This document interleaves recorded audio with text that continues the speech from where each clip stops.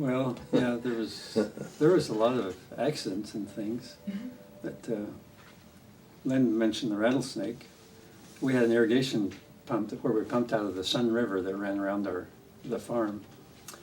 And there was a 125 horsepower pump sitting on a huge stand that was on pillars that they had driven into the sand, into the soil, the subsoil, and built a platform where the pump was. And I'd guess it was probably 20 feet by 15 feet in dimensions, and a huge pump with a valve down into the river where the water came in, where the foot valve was to pump the water up through the pipe. The pipe was about this big. They pumped the water up the hill and then into the ditches. And quite often had to take that foot valve out with a derrick, a block and tackle, to lift that huge pipe up to clean out the crabs and the sticks and things that got in that foot valve. And so one day, Dad and Dwayne were working on the pump, and Loy and I were younger, and we weren't needed to do anything, so we had our fishing poles. This was a mile or so up above where we lived. And anyway, there was this trail through the rose bushes down to the river, and Loy and I were walking down that trail with our fishing poles, moving from one spot to another. And I felt something hit me on my leg, right down here on my left leg. And I stopped and pulled my pant leg up, and there was blood coming out of two little holes. And I thought that I just ran into a rose bush, and I was going to go ahead and go on fishing. And Dad looked down right then. He says, "What's the matter? What are you doing?" I said, "I think I ran into a rose bush." And so Dad said, "Just a minute, let me check that." So he came down and looked at my what was happening. There's blood coming out of those two little holes, and he knew right away what it was. It was a rattlesnake had hit me. And so Dad had Dwayne carry me up the hill, which is a steep hill for 30 feet or something, up to where the 41 Ford was parked. Remember that 41 Ford we talked about on Facebook? But anyway, Dad, and while Dwayne was carrying me up the hill, I can still visualize Dad had a long stick, and there was a tub that was partly buried in the sand, a big tub about this big. And he took the stick and lifted the tub up, and there was a rattlesnake, and he was whacking on that rattlesnake with that stick. He was just mad, that his little boy had gotten bit.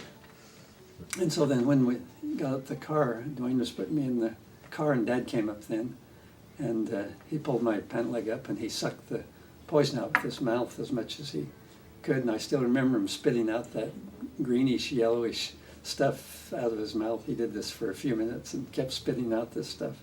He kept sucking on it until he couldn't get any more, and then all four of us got in the car and headed down to take me to the hospital. And we passed right by our house, and as we did so, Dad slowed down, and Loy and Dwayne jumped out of the car while it was still going, and to go to the house and tell Mom what happened.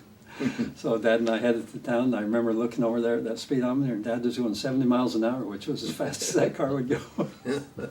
And my leg, in the meantime, was swelling up, and by the time we got to town, my leg was 2 or 3 times the size of a normal leg, and it turned black and blue and green. Just in that time? Just in that short period of time. They thought the poison must have got directly into a vein or something.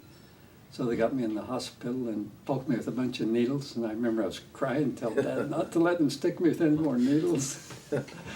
And they brought some big hot pack things, which didn't make sense, but I remember this big canister on wheels that they brought alongside my bed, and they were taking out these packs of some kind and putting on my leg, and I don't know why.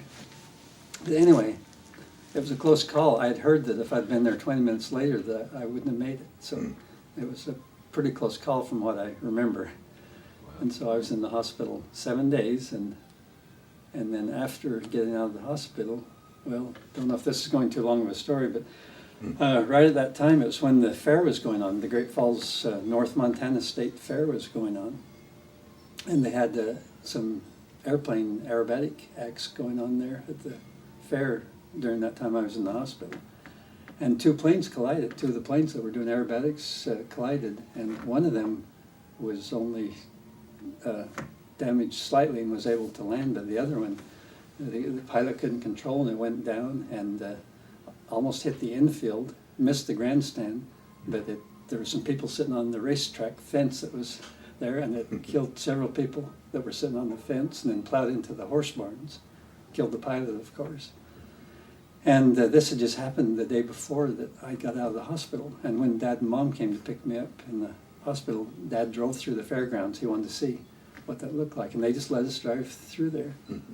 And here they had tractors pulling the dead horses, still smoking, you know, the flesh was cooked, you know, and I can still remember seeing those horses getting pulled out of the burning barns, and some of them were still smoldering, you know, it happened the day before, and they pretty much put the fire out. But that was a terrible sight to see. And anyway, that was a memorable experience. And after I got home then, for a couple of months, I had hives around my both legs from the poison that was in there. And for several years, I had a headache that never left me, just a steady headache. And all of a sudden, it just left after, I don't know, 2 or 3 years or something. Just not a real severe headache, but just a steady headache. And they said that was from the poison still in my body. So anyway, that's a rattlesnake experience.